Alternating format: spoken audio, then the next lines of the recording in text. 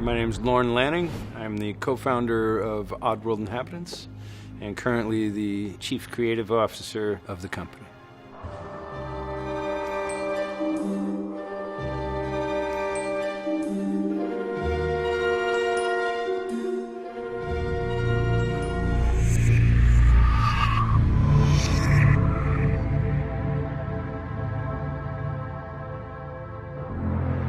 My name is Abe.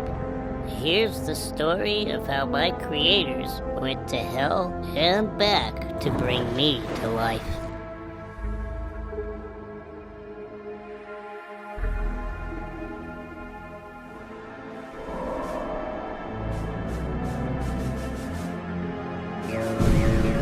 The setup. The idea of video games was something that I knew from the arcades. When I was a kid delivering papers in New England, sometimes it would be 15 degrees below 0 Fahrenheit.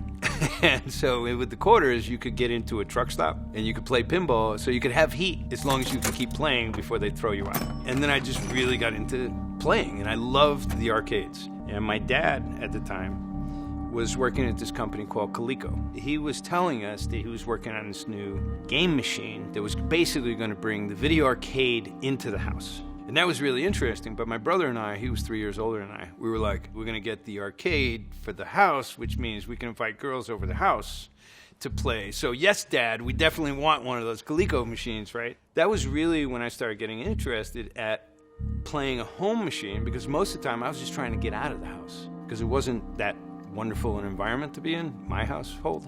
My parents were divorced, so I still got along with my dad, and he's building the ColecoVision now. But I still didn't have any idea that this was something I would do. Like, I always excelled in art, and it just came very naturally, and I love to draw, and I love to paint and do these things. But because I was from New England, I didn't know anything about how to get in an entertainment business, how it worked. And I was pretty much a poor kid growing up, so I was always driven by, like, how am I going to survive in the world? I got to figure out how to make a living through art. I went to school in New York, City, the School of Visual Arts, and I started focusing on photorealistic painting. And with photorealism, that actually really became a stepping stone to everything that I do today. But I'm still not thinking how that's going to get me into games, because I'm still thinking games are still so simple looking, and I'm thinking I want to make Star Wars. So I was seeing how I would take painting and catapult painting to maybe be a matte painter and get myself into the film effects business where I could create these worlds.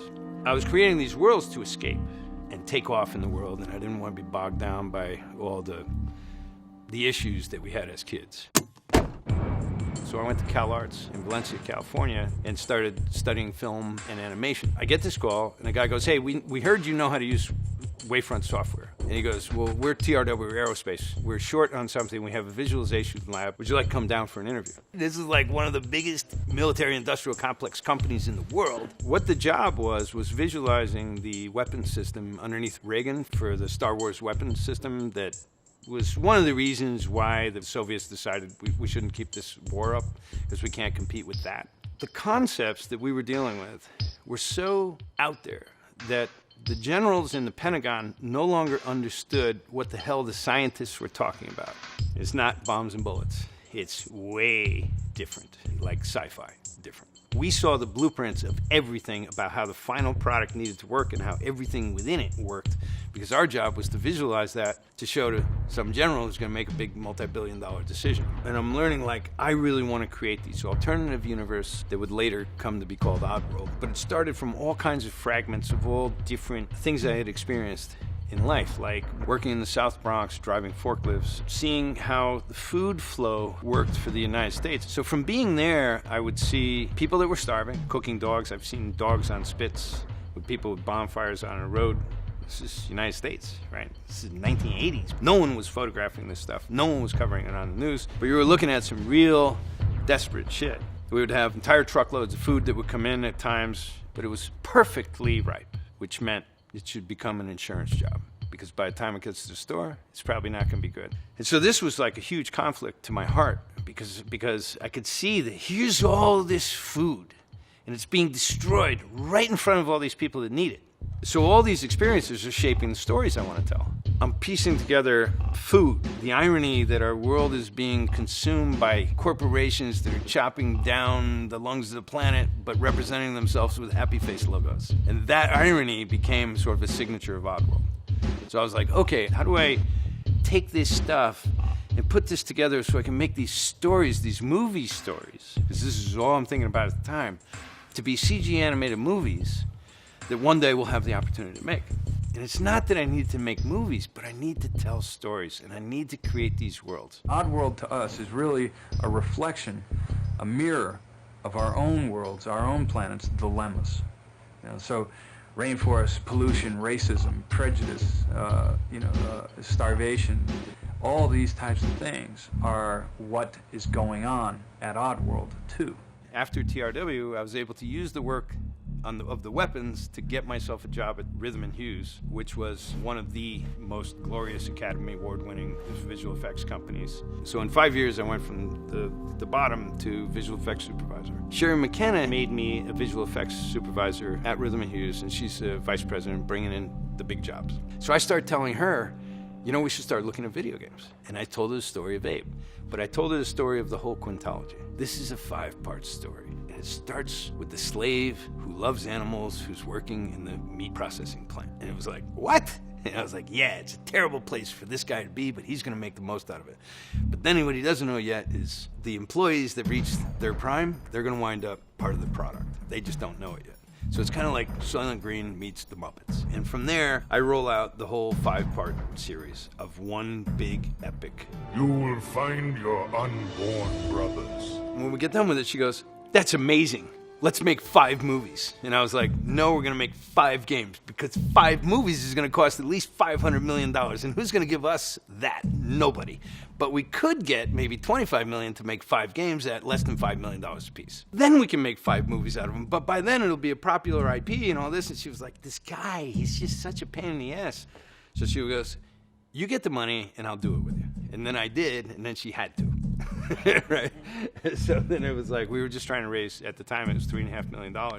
But for a game, I remember talking to publishers and they go, do you realize that you need to sell 1 million units to make money on that game? And I was like, yeah, like why are we here, right? It's just economics. If I didn't think so, I wouldn't be asking you for the money. And so I was very critical of what the characters were in games. Not that I wasn't enjoying them, but when you put it up to a Hollywood standard of character development, character arc, what's happening across the multi-act structure, you had a whole different analysis of what constituted a popular character. So does Mario turn into a good movie? Trust the fungus. It's a terrible movie because it's not there to begin with. How many other game movies did we just give no depth that we expect from movies? So they brought to the movie the same superficiality that's in the game, except what they had the game going for it was good challenge. Now it's just a challenge to watch. Right? So for me, I was like, if we build really rich characters with really rich, deep stories, not only would it make a good game, but I'm writing them all as if they're movies. And that's how I'm starting off in the development of them. How is their arc going to change? How does this slave who rises out of nothing and the least likely guy to ever pull it off, how does he wind up changing the world? That was the arc of Abe through the quintology. And one of the people that right in the beginning, I was like, I need a killer production designer. Went back to Stephen Olds, who's a brilliant production designer. He designed a lot of the cast of the original game. Abe was named after Abraham. So if we go to the 3 Abrahamic religions today, Judea, Christianity, and Islam, they were all based off of this character, Abraham, the real Abraham, because he would become the beginning of a new thought. And that's how I always thought about our characters, where this was the beginning of myths that would live on in their world, but we're going to catch their story of these individuals taking their journey. We're going to be there as they began something that later would become a global religion. The essence of GameSpeak was characters could throw a word instead of a punch or a kick or a bullet or a bomb. And that word could then initiate another character, so we could have, hello, and they go, hello, follow me, okay. And they'd do this, right? And even like, hello was kind of select, and follow me was move, and wait was paste. Okay. And this is how I was thinking about it. I was like, well, we do this with editors all the time. We do this in an RTS game. This unit, go over here. Stop poking me! But I knew if we could do that and make it feel like a pet, if we could make it like with a pet, I go, here, boy, and he comes over, and now if I smack him, everyone's going, he was a good dog, why'd you smack him, right? Which is different than if I just smacked him, right? And then be like, you're an asshole, you smacked the dog. But the dog who did something for you and then you smack, you're really a jerk. So it was just puzzles out of character relationships, and then they go off together. That moment was a little bit of magic, and everyone we presented to that was older, or any women or girls that we presented to, were like, oh, right. But then if I took them around the corner and got that guy killed, they'd be like, he was such a good guy, why'd you get him killed? You could tell that they were emotionally getting hooked in it, right? And because the character you were controlling was engaging them through voice, and they would obey and do, you had a different sense of responsibility and ownership over them. That was sort of the subtext of the psychology. It was what was driving that, and the whole game would be laced with that through from beginning to end.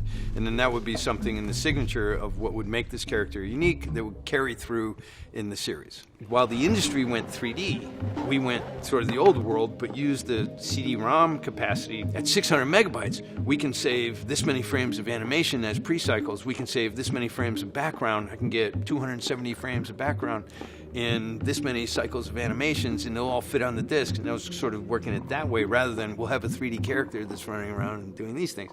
So I'm looking at it that way to go, if we can do that, then even at an NTSC resolution, we can have pre-rendered beautiful 3D worlds, but you're just not going to be able to move around in them the same way, but the character can. And anyway, I like the format of the flip screen, still screen, because it puts more attention on the character, and you feel like if their animation's done well, I felt more in the games that were doing that than I did from the other games, because I felt like I was really more the guardian angel of this life form in this virtual world, that I was in control of his destiny.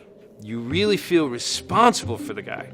You're not trying to project yourself into him and saying, well, I did this, like you would in a first-person shooter or something.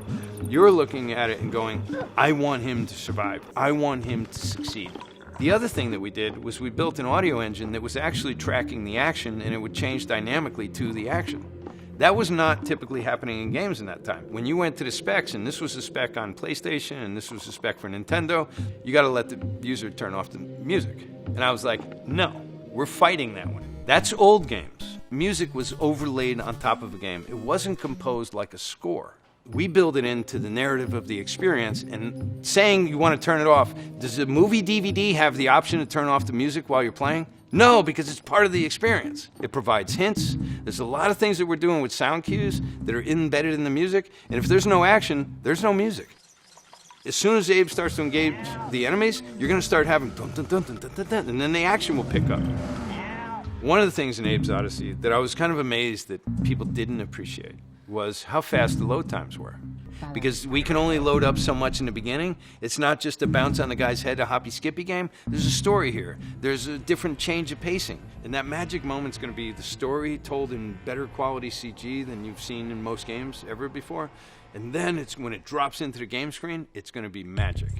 And now you're in the game. It was so hard because our game screens were actually half NTSC resolution. To make them fit, we have to scale them down to half the size, and in-game scale them back up, and that was to save memory space and performance, and then video played back at a different rate. And so it had a chip that would play video that was different from the ways the graphics displayed in the engine for the screen, right? So it had like one way for video playback and another way for gameplay. There was no way to have a movie seamlessly go into a game screen. Pop, and then the screen would reset, and the buffer would refresh, and all this crap, right? And I'm like, we got to get rid of that pop. We finally pull that off after a tremendous amount of work. And then it was like, you watch the story of, this is rough before, I thought I had a good job, you know? And that way that story ended with the camera and then came to the game screen, no one had seen that before. And I knew that was a wow moment, but we needed more. We wanted to build a game that was based around empathy and based around saving, but we wanted the casualties to be hilarious. Right? So that was part of the irony of the IP. So what we had to do is we had to make sure there was like increasingly funny and humorous ways in which they would die, which were really influenced by vaudeville acting, right? Like back in the silent movies. And we were like, that's what we need. We need that acting from the silent movie era. And comedy was always a central part. And so it was like, well, how funny can I make it if you don't care about the characters, right? It's not just about writing jokes, right? Like there's really almost no jokes in the game. It's the disaster of what happens when you fail trying to rescue sort of vulnerable guys in a really deadly, big, epic, threatening world. And the failure should be hilarious, you know, in a black comedy kind of way.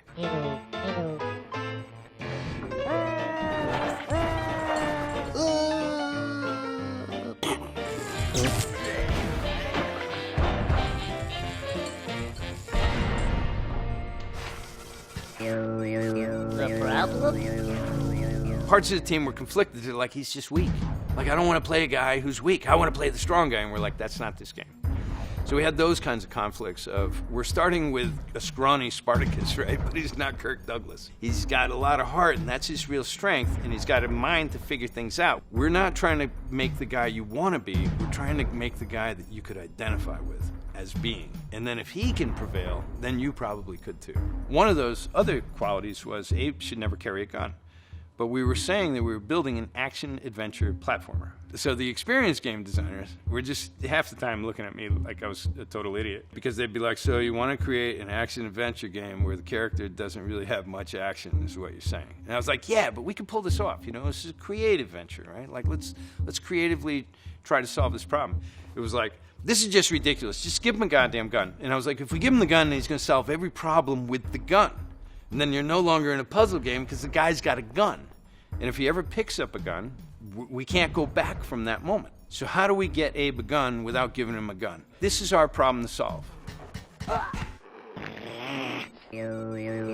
fix. When we're having this fighting, he can't have a gun, you're not making any sense. How can he be an action character if he doesn't have a gun? Give him a bow and arrow then. And I was like, it's the same difference, you know? So we're having these fights, and I was like, our creative problem to solve is this. Abe doesn't carry a gun. Now, how are we going to solve the problem?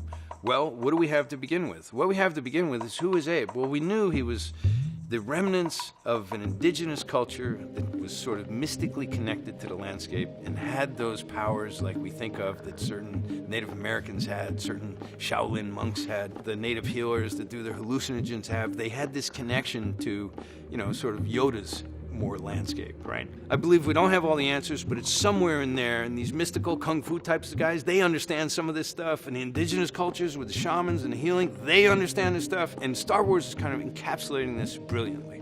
Yoda kind of saved my life in terms of giving me hope and letting me look at things in a way where I didn't feel as alone in the way I viewed the world, just like this relationship to nature and how we can help ourselves find our way through that. And if you go back to ancient China, it was very similar stuff. They were very powerful. They could shapeshift. They could project into an eagle and see things from the skies. What if he's using his supernatural powers, and what if we created that he could possess other characters by going into a you know, by going into that. And if he could possess other characters, those could be the characters with the guns. And this way, we can beat the age-old no-no in games, which is don't give me something that's fun and then take it away, and now I can't have fun with it anymore. We figured out that through possession, we could possess other characters. You would be able to have the gun for the moment that you possess them, and then when you depossess them, they popped. But then you were like, of course I don't have a gun. He had the gun. And that gave us a way to have shooting action dynamics without Abe doing it. And these are solutions that, in my experience, a lot of people just want to cave to the convenient answer, which is just give them a gun and let's just change the nature of that, because it's just easier. Kind of killing the IP before it starts, because now we're just doing what everyone else does, and we're not differentiating that different, unique way. So if possession can get us there, that's how we get Abe to not have the gun, and that's how the user, the player, isn't disappointed that that happens, and then we can still ramp the action, we can scale it, but Abe will still go back to just Abe with a loincloth solving his basic problems with his brain when he doesn't have someone to possess and want to do that with. Oops. The lesson. One of the things I had learned was the essence of sort of brilliant creative ideas was not that you had some brilliant mind and you could just birth it out of thin air. It was that you figured out the right question to ask. You figured out the right problem to solve. Then focus on solving that, and by the time you solve it, you look brilliant. But not so much for the answer, it was the problem in the first place. The idea of rescuing versus killing. Normally, you accrue the more you kill. Like, I wanted to flip that dynamic too. I was like, Abe's about saving. Because I felt like one of the biggest endangered natural resources we have is hope. And I know that when I didn't have it in my life, things were really dark and really challenging, but when I had some, it just, everything was much better. And how many people I knew that had no hope, and how many suicides I saw, and I was like, I wanted to make things that made people feel more empowered. Because the childhood was not a really happy one. My brother, who was 3 years older, he died of severe alcoholism at 47 years old, and I could have easily taken that route too. but rather have conditions beat me. I decided I was going to be a fighter and beat conditions, so I just wanted to succeed. And I didn't want to make things that were just difficult to play and challenging to win, but I wanted something that you went away and you remembered. And we finally get the game done. We send what we believe is the final gold disc for manufacturing. And we find this bug, and it's a crash bug. It's a Class A crash bug. That's the first print of the first run of games, and we're watching that, and it's just like, oh. The only thing you can do is make sure the next manufacturing run does a better job, and that's it. You're screwed. You're screwed. We're screwed. We spent 3 years of our lives killing ourselves, suffering through what it takes to pull that off, like if you're a startup or a small indie group. Everyone else slipped. They didn't make Christmas because we were all the same publisher.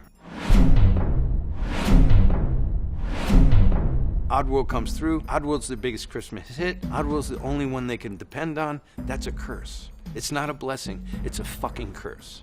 Because what happens then is, now it's an emergency measures. We need your next game, part 2 of the quintology. We just need it for next Christmas. We'll pay whatever, but you gotta have it for us next Christmas. I was like, it can't be done. The story I want to make, I can't do in a year. And that wasn't the idea. I can't do it in 9 months. As good partners, we said, we'll do it, but it's going to be a bonus game. And that's why Exodus was not the part 2 of the story I wanted it to be with the brew. And that's where, you know, this many years later, almost 20 years later, we come out and we're going, this is where Soulstorm is going to be what that second title story was supposed to be, except at least now we have 21st century tech to really rock it, you know, into a truly like contemporary next-gen title. But it's part 2 of the 5-part epic. You know, as a lot of the fan base knows, we shut down our development studio in 2005, but we held on to the IP because we believed it never had its fair shake in the marketplace. We always believed that it had a great start, pretty much, but it tripped out of the gate and then it tripped. From that period forward, we waited for digital distribution to become a thing. So we put them on the digital store. Sony was letting us self-publish. Now organically, not raising money, just earning money through self-publishing, to the point where New and Tasty, the remake of Abe's Oddysee, had enough success that put us in a position where we could actually make a new game and pay for it ourselves, which meant we didn't have any publishers, we didn't have anyone to bail us out. We could totally sink or swim on this. Let's build the Exodus we wanted to build, and let's then do what we can today. So let's get back to that brew story. Let's put it back into the epic where it should have been. We can build the game we always wanted to build. We can self-publish across the spectrum. It's really ambitious. It's the most sophisticated thing we've done, and hopefully it elevates the brand. But, you know, we still got a year to deliver. And as we've talked about, a lot of things happen in this business along the way. So hopefully we've done the right thing, made the right choices, and we can see people be really happy with this game when we ship it. Thank you, Ars Technica. Goodbye.